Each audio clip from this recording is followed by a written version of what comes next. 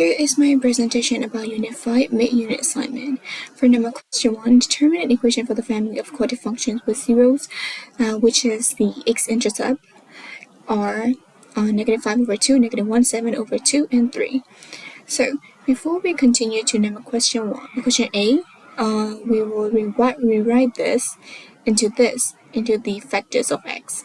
So the values of negative 5 over 2 will be 2x plus 5, and negative 1 will be x plus 1, and so on. So number question A, write equations for two functions that belongs to the family. So this is the general functions of the equations. So if we, A is the limit that controls the functions.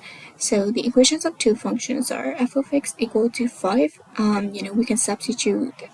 We can substitute any value in A. So I substituted 5, 2x plus 5, and the rest of the equation. And another equation is I substituted A with 1 over 3. So there will be different functions here.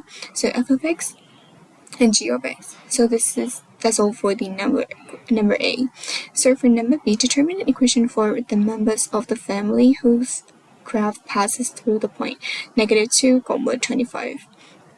So at point negative 2, 25, so we already have a equation right here. So the values of y is going to be 25, and we can substitute negative 2 as the values of x. So this is my equation, and this is how I substituted. So the values of A we got is negative 5 over 11. So we got a new equation, so which means that this is the equation for the next rest of the family. So this is the h of x, negative 5 over 11, 2x plus 5, x plus 1, 2x minus 7, and x minus 3. This is the three equations that we will look up for in next. So number C, sketch a graph of functions in parts A and B. So we got three functions, f of x, g of x, g of x, and h of x. So we're gonna draw this. So for the function f of x, we got 5 and the rest of the function, and we got zeros, which we were given. So in zeros, there is no values in y, which means y equals 0. So we substituted to find the y-intercept of each point. Okay, so we substituted here. So x equal to we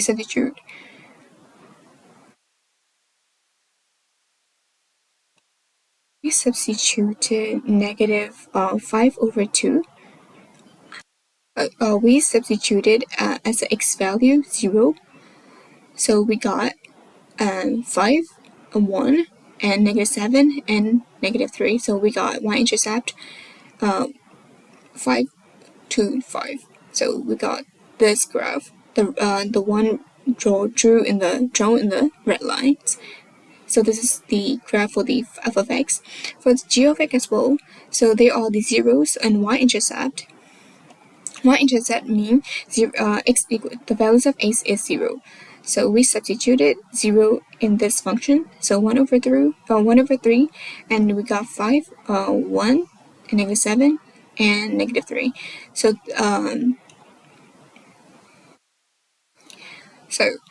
the one drawn in the blue line is the graph of the function g of x, and we've continued to do that in h of x as well. So these are the final graph of the three functions.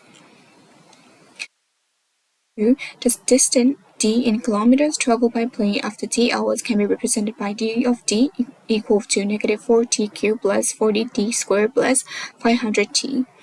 So how long does the plane take to fly 4,088 kilometers? We've already got the function for the question. So we substituted 4,088 as the values of d of t, which is already given in the question. So we have to find the values of t. So I've substituted, I have multiplied with negative 1 over 4 to simplify the equation. So we got this. The equation is t cubed minus 10t squared minus 125t plus 1022. So instead of we just find the values of t with the quadratic function, we can find the factor first. So this is the factors of the function. So we let f of t equal to t cubed minus 10t squared minus 125t and 1022. So we have tested with t equal to 1, but that does not equal to 0. So that means that the t minus 1 is not the factors of f of t. So, and then we try it again with t equal to t negative 7. So we got in an equation that is equal to 0.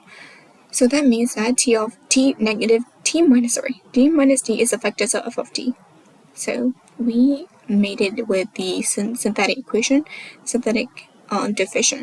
we got the values of t, like 3 values of t right here, but we reject 2 of them because t is less than 10 and greater than 0. So the only value that is greater than 0 and less than 10 is the 7.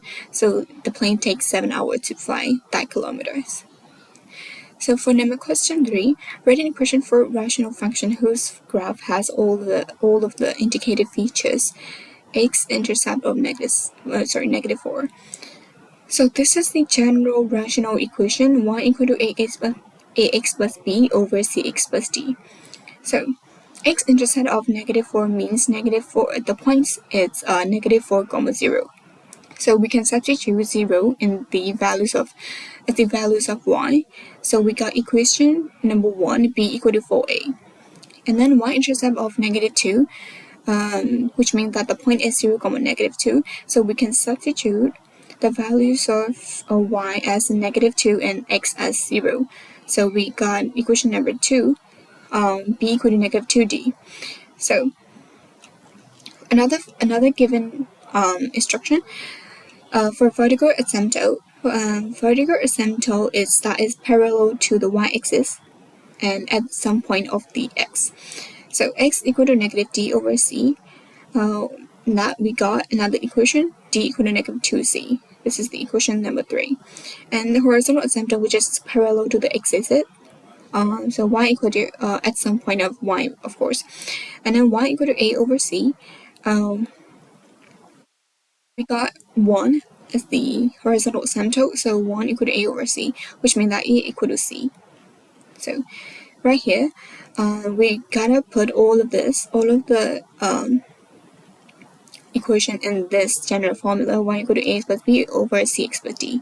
So y equal to ax plus b mean b equal to 4a. So we substitute 4a as the values of b. And also, as a cx plus d, 1a equal to c, so we can substitute a as c. So ax minus d equal to. So this is the general formula that we have substituted. So then the other function. So the final function is the y equal to x plus 4 over x minus 2. So this is the end of my presentation. Thank you.